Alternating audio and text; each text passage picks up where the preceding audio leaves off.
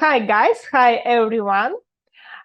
Today we have a quite interesting and important topic about improving your English skills, especially, of course, it's not for elementary level. It's about how to improve your English skills when you have already have some pretty good level like B2. Or maybe some advanced, and you are stuck with this and you don't know how to improve it, how to boost your English skills on another higher level. And today we have Olena. Olena is an English teacher, but I work with her as a business English teacher, and I even can say that she is a business coach, because during our lessons, they are so built that we can discuss everything about business planning, about time management, about task planning, about task management, about team building, about how to improve your some leadership skills. So everything, really. She usually give me a lot of food for thinking, I can say, yeah. So yeah, yeah, it's a really great teacher. And maybe Olena, I missed something, and you want to add something about yourself. Olena, you are mute. Yeah, sorry. Hello, and thank you, Liana, for making me suffer from a huge imposter syndrome case. Why every Ukrainian has this imposter syndrome? Well, I must say, I have nothing to do with business coaching, but yes, we do discuss lots of things, and well, I'm glad you like it. Thank you. Yeah, it's my pleasure. It's my pleasure to introduce you in this way, because lessons with you, it's always I always get some new informations, not only about English, but as I mentioned, about some business things. And maybe my first questions for Lena, it's actually it will be why English skills is so important nowadays. Why do you say? Okay. Well, they are crucial these days. Yes, knowing English makes you, I guess, a citizen of this world, right? However, let's not overestimate the value of English, because these days, unlike, let's say, 20, maybe 50 years ago, English doesn't make you special. It doesn't give you a competitive advantage over other job seekers or any other people. It's just a must. Yes. So, well, that's just. Yeah. I'm not going to reinvent the wheel today by saying something, special, but that's just my opinion. You are completely right. I also think that it's a basic skill that everyone should know. I just try these questions. It's a stupid questions. I'm completely agree with you, and it's the most irritated questions, especially when I have started learn English 5 years ago. Yes, it was with the gaps. I just want to protect to protect myself from, oh my gosh, she's learning English for 5 years. I had some gaps in it.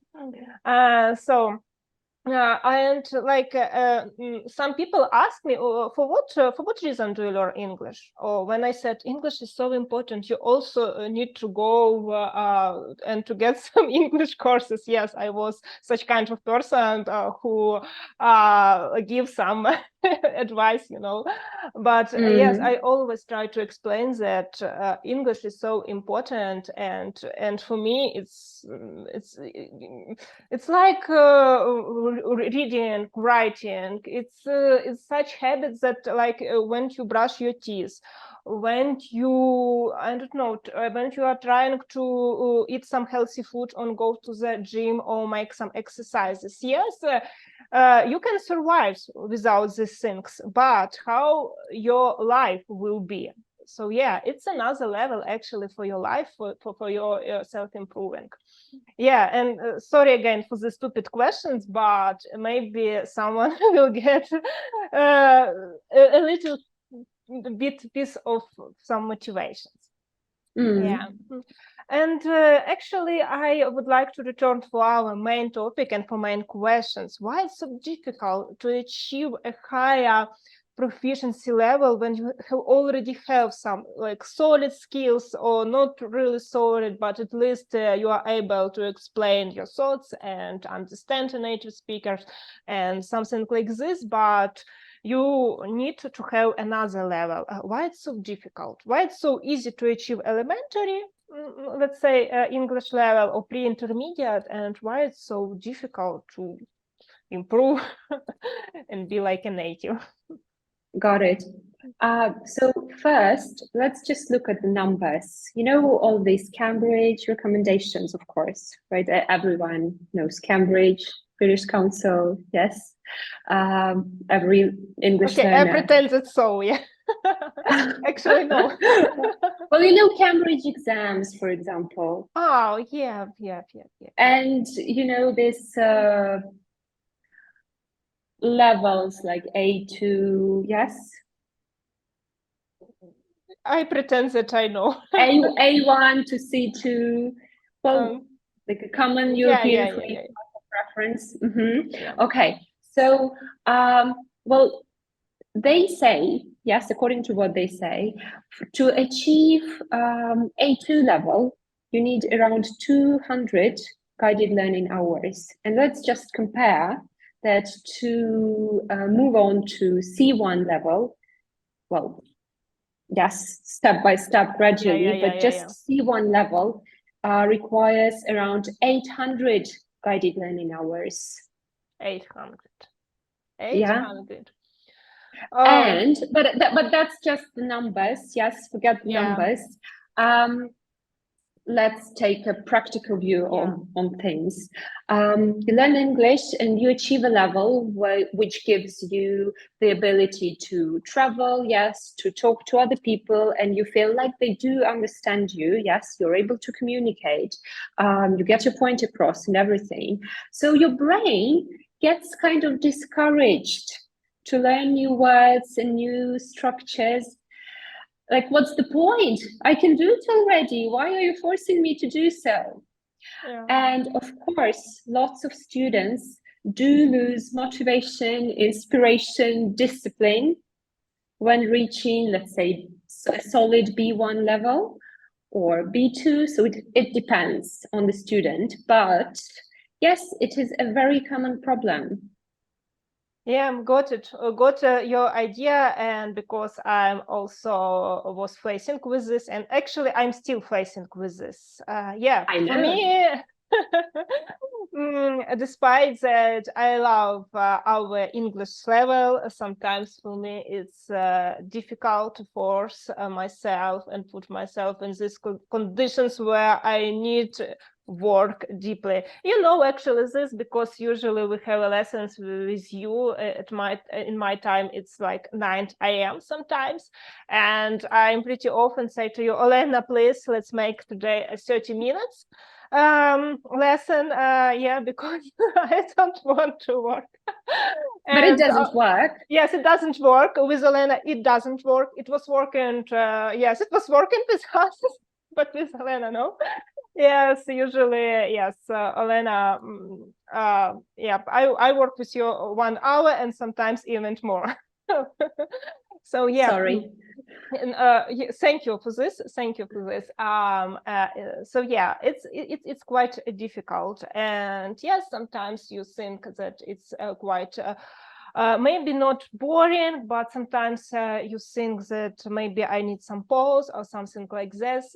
But also, just quickly go ahead, that for me really helped a book, Atomic Habits. Yes, can I spell it? I spell it correctly? Atomic. Right. Atomic Habits. Atomic Habits. Right. Yeah, Atomic Habits, and it's quite, nothing special where in this book, in that book, it was some like I don't know, obvious advice that you need to do something regularly, even if it's take, I don't know, 5-10 minutes. It's obvious, like everyone know it. But so that is why I have never tried to cancel or reschedule our lessons. But sometimes I say, Elena, I'm here, but I'm not ready for the lesson today. Let's make it 20 minutes or 30 minutes or 40 minutes, but it doesn't work, as I mentioned. So yeah, make something regular. It's really important. We discussed actually about how many hours per day, not per day, but in general, people should spend on English learning in general. But how do you, I don't know, how do you allocate these hours during the week or during the day? It should be every day or twice a week or 3 times a week per week. Well, what can I say? The more the better. But I'm just kidding. It depends. But when I've got a new student and I ask them like how often they would like to have their English classes, and they say, "Oh, I'd like to have 5 classes a week, 2 hours a day." They scare me away because I know that this student will get a burnout really soon. Trust me. Like in the long run, it doesn't work. In the short run, it does. Yeah. If you want to get ready for an interview or an exam, of course, yes, do that. But in the long run, no. So work at a comfortable pace. Look for some English for pleasure things, because many people treat watching movies or TV shows as a language lesson. That doesn't work in the long run again. Well, I don't know, how many episodes will you be able to watch if you, I don't know, start looking up every single word, every single phrase?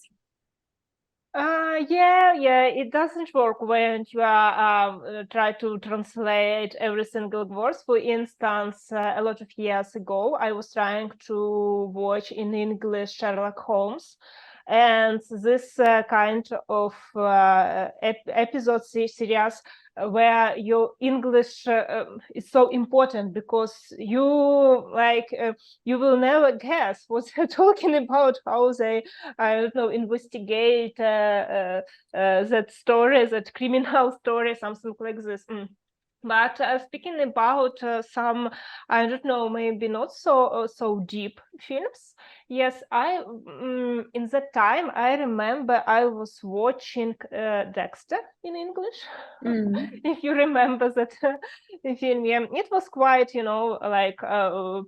quite understandable for me. So, and yes, and even for now, I'm trying to, I don't know, to watch some simple films. Not now, of course, now, but for instance, such a film as Nolan, about some time, about something like this. For me, it's difficult, still difficult to watch them in English. But in general, do you use some maybe unusual strategies, some unusual tips and tricks for teaching your student? Well, I'm not going to give you any magic pills, and I'm not a kind of a teacher who will say, I have this secret strategy which will help you reach C2 level in half a year. Like, I don't believe it. I don't trust teachers like that. No secret strategies. But what I am trying to do is personalize each course. So even if you and the other student will work on business English, you will have different lessons. because you are into one thing and they are into another, which makes teaching more exciting. And of course, it makes it more captivating for a student, you know. I don't want to blow my own trumpet here saying that's the best approach or something, but I'm not going to reinvent the wheel either. So I believe that teacher and student have to do their fair share of work. Yeah. You have to work your socks off individually, yes, out of the classroom. And then you get to enjoy your results. So roll up your sleeves and start working. That's the secret strategy. Yeah, but at least when you are not able to work by yourself, don't worry about it. At least when you will take a lesson with your English teacher, it will help you, because a lot of people also thought, yes, I will able to learn English but myself, at least for now, because I have already have, let's say, like upper intermediate level.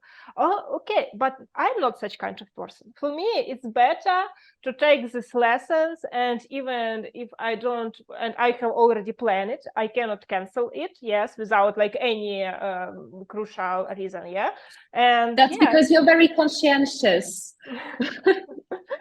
but it helped me, because if I take like some lesson, but other times I will learn something by myself. For me, it doesn't work, but at least a lesson will work for me. Oh, well, I wouldn't rule out self-study, because it is good and it may work, especially with operands, right? But let's not forget that English is about, any language is about communication. So if you live in an English-speaking country and if you have a chance to talk to other people, okay, why not? Yes, and if you're disciplined enough. But if it's just reading books and watching TV shows, yes, your passive vocabulary will skyrocket probably, right? But what's the point and what's the use if you can't use those words? Definitely. Definitely, that is why, yes, I was learning, maybe the one reason that is why I was learning English for a long time, that I didn't have a possibility to speak a lot in English. Yes, it was only like English lesson, something like this. Of course, I was traveling for some European countries. For instance, in Denmark, people speak English. Like it's like their second language, I can say, or in Sweden or in Netherlands, something like this. But I want to add about maybe some best strategies that use Olena. Yes, and as she mentioned, her every lesson is pretty personalized. She didn't usually she doesn't let you go when you not finish some task that she planned. So she is really like result oriented, and yes, it's really great. And when you see that a teacher, a tutor, or some persons make a lot of efforts to teach you something, you cannot just be like, okay, like, of course you try to play back, of course, and it's also like motivations, because when you see the teacher just want to, I don't know, spend this hour, and the teacher doesn't care about your result, of course you also will be like a little bit relaxed. At least I am. So yeah. So Olena, and I also wanted to ask you, what is the difficult in your profession? Because teaching people, it's, I don't know, oh my gosh, it's really, I can definitely say you like, and thank you, and say that it's a lot of effort, because currently I also have such kind of responsibilities, and just Oh. yeah. I'm flattered again. Well, yes, that means a lot. That means a lot. Thank you. Like speaking of some challenging things, well, one of them is TikTok. Well, guess why? I don't know, like probably they are students often watch content which is driving them to look for these magic strategies and discourage them from working hard. And they get a false impression of what language learning is, especially the newbies. Yes. And they are deceived by those videos. They consume tons of content, which may be useful, yes, but there is no systematic connections, you know, like no system in what they're watching. The reason why I say this, why I bring it up, is that my students sometimes share those TikToks and that content with me and ask me to comment on it, which is like sometimes it's just a waste of time because like I don't know what's the point. No, I got watching you. it or yeah, I got you because because when some person has a lot of let's say, would you please help me with this word? Sources of yes, a lot of sources and no systematic, and or maybe I try this, or maybe I will work in this, or maybe yes, I completely understand this because I also was in such kind of situations when I thought that maybe I will combine some different strategies, some different process, and I will achieve success. But no, only hard work and daily hard work and will help you. And of course, the right direction. It's a good thing to watch content outside the classroom. Yeah. Of course. Yes. So don't get me wrong. But I don't want anyone to get false expectations of what learning English is. So that's the point. Yeah. And I do watch TikTok. Yes. I'm addicted. Yeah. I don't have a TikTok. Good for you. You're my favorite student. Wow, thank you. Yeah, I was trying to use TikTok, but for me it's like I don't know, another source of content. When you are trying to find something, maybe to find something and a lot of useful information actually, but you are so overwhelmed with all of this. So no, I don't need it. So, and actually, we discussed a lot about about some tips and tricks. But what do you think? What is the most important in English learning? Yes, regularity. But despite all this, well, apart from that, I would say that choosing the right teacher is very important. The one you trust, the one whose competency and qualifications you won't question. I would add. Well, I just would add that also it should be interesting to you to have a lesson with your teacher and with your tutor. When it's in some cases it's boring, and when you are losing on the time, it's not good. It's not good.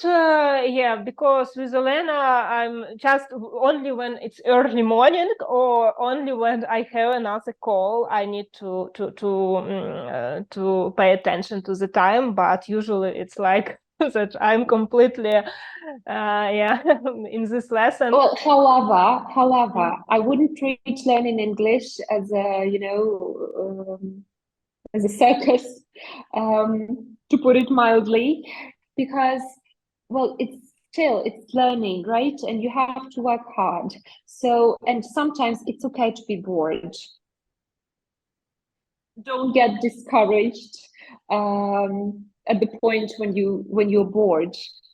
But yes, you must have genuine interest in learning English, and it's a long-term commitment, I would say. You should also keep that in mind. So know your objectives also. So if you need English to travel and just to be able to, I don't know, take a cup of coffee in a cafe, okay, yes. But if you need English for a job, or if you want to have a better paid job, then you should also take that into account and be able to spend hours working on your English. But I just want to mention that, you know, sometimes when I have a lot of calls in English, and in the end of the day, I feel that I cannot speak English at all. I feel that yes, it's like that all my English skills are gone. Yeah. Yes, it's why it's happened. Yes, and it's because I'm tired, or it's because I don't know, my brain have some resistance. I don't know. Well, because you're human, first of all. Yeah, because you're not a robot, so don't put yourself down. It's okay to feel like that, I guess. Yeah, okay, yeah. Because sometimes when I don't speak English for one day, and the next day I speak English much better than I have like some bunch of meetings, some bunch of calls in English, or a bunch of conversations.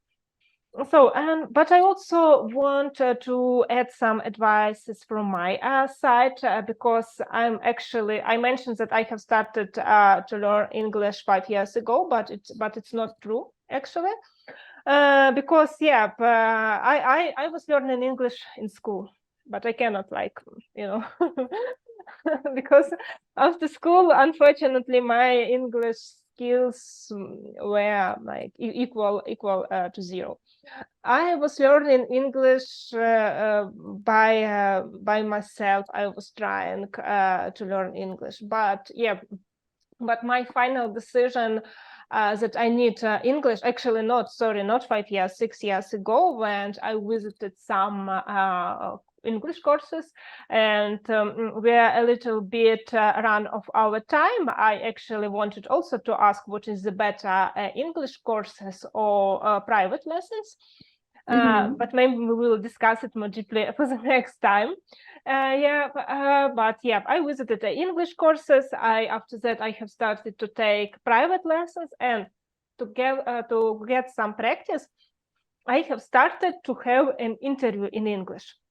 Even in that time, I had a level like, okay, it was like intermediate, yes, because I visited courses that were on intermediate level, but I guess that I had a little bit another level of English.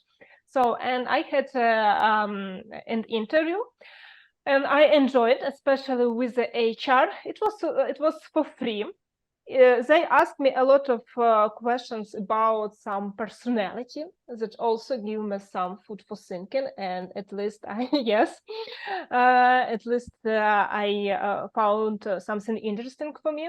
Also, I was talking about myself. It was also interesting, you know. You are able to find some person who will be listening to you carefully for 40 minutes, like be so interesting in you, yeah. I like it. And and also I took different marathons, English marathons. Sometimes when I felt that, okay, I need to take some pause, but I understand that pause, I don't know, bring me nothing, just step back, some step back.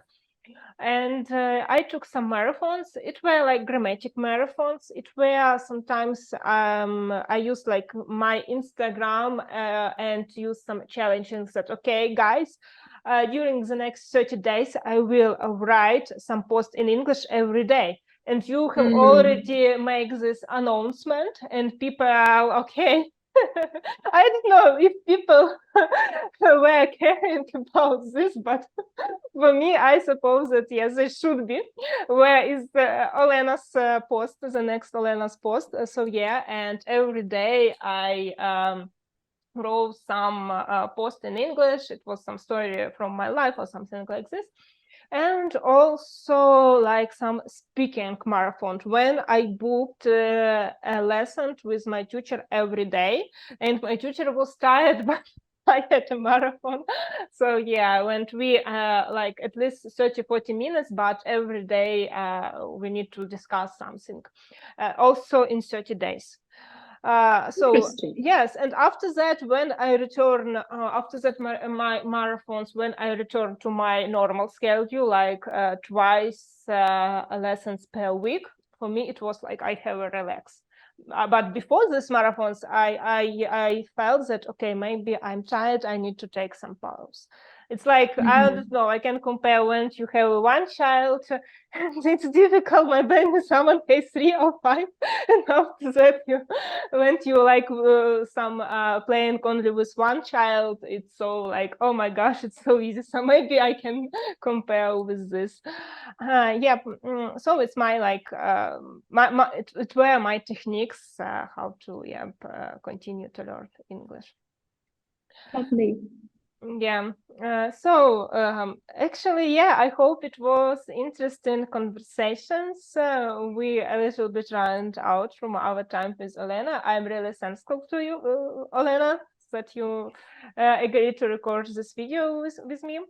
And thank you for the opportunity. Yeah. So, guys, learn English, boost your English skills, and yes, and I also left Olena's some links if she doesn't mind. If you will want to book some lessons, it's really interesting. So yeah, bye. Bye.